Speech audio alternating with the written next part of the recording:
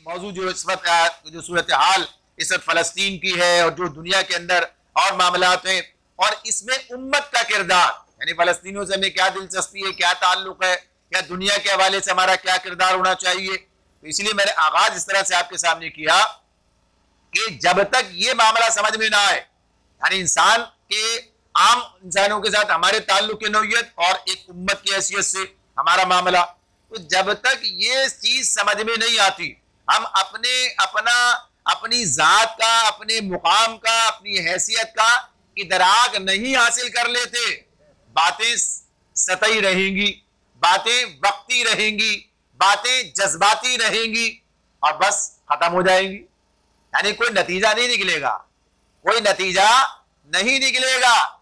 ये फ़लस्तीन का मामला कितना पुराना है? क्या ये आज पैदा हुआ है? आज पैदा नहीं हुआ है। ये तो पाकिस्तान की तारीख से ज्यादा पुराना है।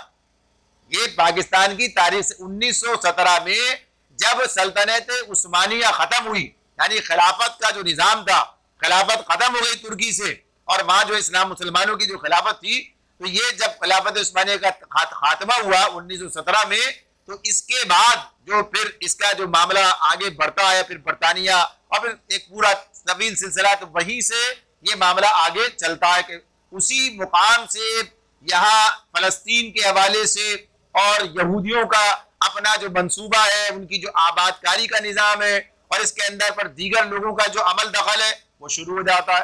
वैसे अगर आप देखें तो यहूदियों का अपना जो उनका फ़लसफ़ा, जो उनका अपना मंसूबा है, वो इससे और पहले से है। 18वीं सदी से आपको उसका मामला मिलेगा। यानी इन्होंने जब आना शुरू किया यहाँ पर, तो 18वीं सदी के आखिर से जब वहां पर ये इनका मामला हुआ है, जब जंग अजीम के बाद, तो होलोकॉस्ट का तो मामला बाद का है, लेकिन इन्होंने यहाँ पर आना शुरू किया। लेकिन सही मानों में जब इनका मामला बना है, ये उस वक्त है कि जबकि बरतानिया के ये कब्जे में आ गया है, यानी इसके हिस्से में आ गया। और फिर उसके बाद 1922 से लेकर और 1947 तक, 47 में ये लेकर गया है बरतानिया इसको अक़वाम मुत्तहिदा में। अक़वाम मुत्तहिदा ने फिर जो जुल्म के साथ तकसीम की है, तो ये पूरी एक तारीख है। इस वक्त तो बताना सिर्फ इतना मकसूद है कि ये आज की बात तो नहीं है, ये मामला इसका तो नहीं है। नवंबर 1947 में उस वक्त दो कौमी, यानी दो मुल्की ये नजरिया जो पेश किया गया, इसको अलग अलग किया, दो रियासतों की शक्ल में, कि दो रियासतें बना दी जाए, और उसकी बुनियादी जुल्म पर रखी गई, उसकी बुनियादी जुल्म पर रखी गई। ये तारीख है, ये आदाद शुमार है। ये आप 1917 के अंदर वहां यहूदियों की आबादी, मुसलमानों की आबादी, ईसाई अरबों की आबादी सब देखें, आपको पता चलेगा कि सूरत हाल क्या है। यानी 1917 में उसकी वक्त की जो मरदम शुमारी है, उसमें मुसलमानों की तादाद 6,60,000 है। मुसलमान अरब जो है वहां पर, गैर मुस्लिम ईसाई अरब जो है, उनकी तादाद वहां पर आपको मिलेगी तकरीबन ये 65,000 60,000 के दरमियान, और ये 70,700 है। ये उस वक्त, जबकि ये पिछली सदी के शुरू कर चुके थे वहां तक आना, ये सिलसिला जारी रहा। और उसके बाद फिर इतनी तवातुर के साथ ये काम किया गया, बरतानिया ने यहाँ यहूदी कमिश्नर मुकर्रर किया, जिसने मुसलमानों के साथ जो जुल्म किया और इनके लिए जो रास्ते हमवार किए, जमीनें इनसे छीन छीन कर उनके हवाले की गई। इस चंद सालों के अंदर ही, 10 साल के अंदर तवाजुन इतना बिगड़ा कि ये उस वक्त 4.5 लाख हो गए वहां पर। जब ये 1947 के अंदर जब ये फैसला किया जा रहा था कि अब तकसीम जो की जा रही थी, तो तकसीम इस तरह की गई कि 45% या इनका जो यहूदी जो उस वक्त थे, जिनके तादाद के एतबार से इतने उस वक्त तक हुए थे, इनके पास कुल फलस्तीन का 6% हिस्सा था। इनको 55% दे दिया गया, और जो 55% मुसलमान जिनके पास 94% जमीन थी, उन्हें वहां का 45% दिया गया। ये सब तारीख है, सब चीजें, तो ये आज का मामला नहीं है। और फिर ये बात भी सामने रहे कि इसके बाद 1 साल के अंदर ही ये सूरत हाल बनी कि 70% हिस्से पे यहूदी काबिज होते चले गए। और जैसे आज है, आप देखते हैं नई नई बस्तियां बसाते चले गए, और फिर उसके बाद मुसलमानों को बेदखल करना उनकी जमीनों से, ये सब तारीख आपके सामने सारे मामलात हैं। और आज सूरत हाल ये है कि आबादी का तवाजुन वहां तब्दील कर दिया गया है, या नहीं जा रहा, तब्दील कर दिया गया, ये सूरत हाल बदल गई है। और अब बिल्कुल ऐसे ही मामला जो है ये 2019 से जो कश्मीर में किया था उसी तर्ज पर यहां पर हिंदुस्तान ने किया, कश्मीर की हैसियत खत्म की और यहां दूसरी तरफ से लाके लोगों को बचाना शुरू कर दिया। और फिर नतीजा क्या निकल रहा है? नतीजा ये कि आबादी का तवाज़ुन बिगाड़ कर और फिर अपने मतलब के फैसले कर लिए जाएंगे। तो ये आज का मामला नहीं है, ये मामला तो इतना पुराना है, 1947 से पाकिस्तान है। तो ये जैसे अर्ज किया नवंबर अगर 47 में ये हमारा है और नवंबर 47 के अंदर जो है वो अक़वाम मुत्तहिदा ने जनरल असेंबली ने ये पास किया उनके लिए। तो ये इतने अरसे तक हम क्या कर रहे हैं? यानी जमाना है ना पूरा, इसमें अरब भी है और बेहतरी ऐसा भी जमाना है कि जिसके अंदर मुसलमानों को ताकत भी हासिल रही है, जंगें भी हुई हैं इसराइल के साथ।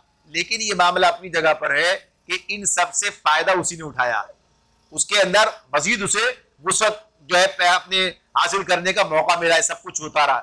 तो ये मामला जो इस मुकाम तक पहुंचा है, यहां तक पहुंच गया और अब सूरत हाल ये है कि मुस्लिम उम्मा का जो मामला है वो इस मामले में एक यानी पहले से ज्यादा अपनी जिम्मेदारी से दूर होती चली जा रही है। ये तो जज्बात हैं जो मेरे और आपके हैं, इन जज्बात से क्या होता है? इन जज्बात से कोई नतीजा तो नहीं निकल पाता। जज्बात से जो नतीजा निकलता है ये तो मामला हुकूमती सतह का है, रियासती सतह का है। ओके, अल्हम्दुलिल्लाह आज बहरहाल अभी तक ये सूरत हाल है कि पाकिस्तान ने इसराइल को तस्लीम नहीं किया। क्यों तस्लीम नहीं किया? भाई तस्लीम न करने की क्या वजह है? तस्लीम न करने की वजह ये कि ये नाजायज रियासत है, ये जबरदस्ती की रियासत है। ये यानी मामला जो इन्होंने ये आए और इन्होंने पनाह गुज़ी की हैसियत से आए और काबिज हो गए। जैसे इंडिया के अंदर जब बड़े सगीर में अंग्रेज आए थे और इन्होंने ईस्ट इंडिया कंपनी के जरिए से गोया कि ये पूरे हिंदुस्तान पर कब्जा कर लिया था। अगर ये कब्जा जायज होता तो अंग्रेज बड़े सगीर छोड़ के चला जाता। कैसे चला जाता? जाहिर है कि कब्जा क्या था? ये नाजायज कब्जा था ये, लिहाजा उसे छोड़ना पड़ा और ये हुआ।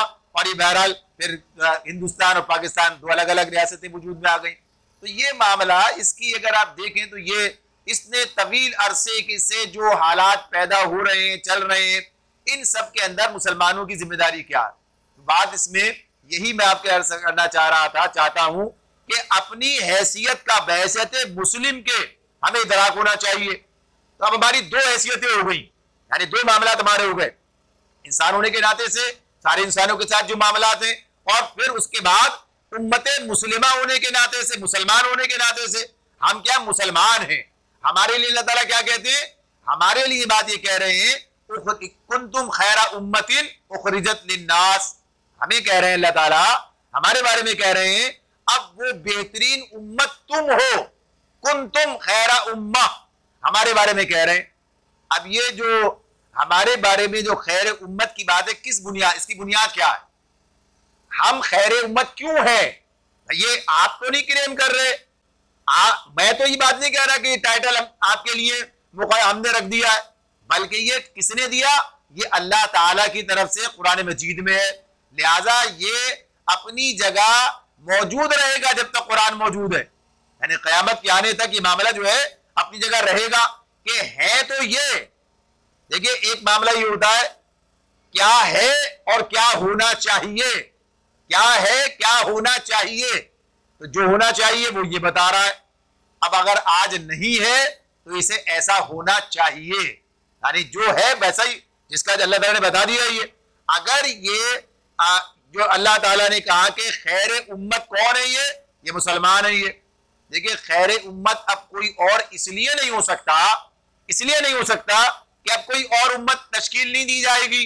अब एक ही उम्मत आखिरी मोहम्मद रसूलुल्लाह सल्लल्लाहु अलैहि वसल्लम के जरिए कायम कर दी गई, एक आखिरी किताब नाजिल कर दी गई, आखिरी रसूल आ गए। लिहाजा अब जितनी खैर होगी यहां पर है, इसके बाहर खैर नहीं है। अब हमारे पास खैर क्यों नहीं है इस वक्त?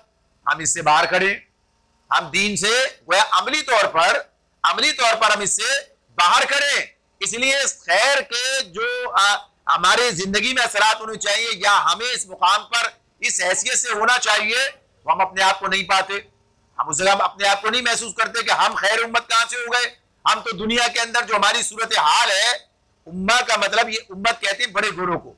अगर दुनिया में जितनी उम्मतें, अल कुफ्र मिल्लतुन वाहिदा कहा है ना, ये कुफ्र मिल्लत वाहिद है, तो उनके मुकाबले में, सबके मुकाबले में ये बात अपनी जगह पर कि खैर उम्मत मुसलमान है, इन्हें होना चाहिए, अगर नहीं है तो इन्हें होना चाहिए।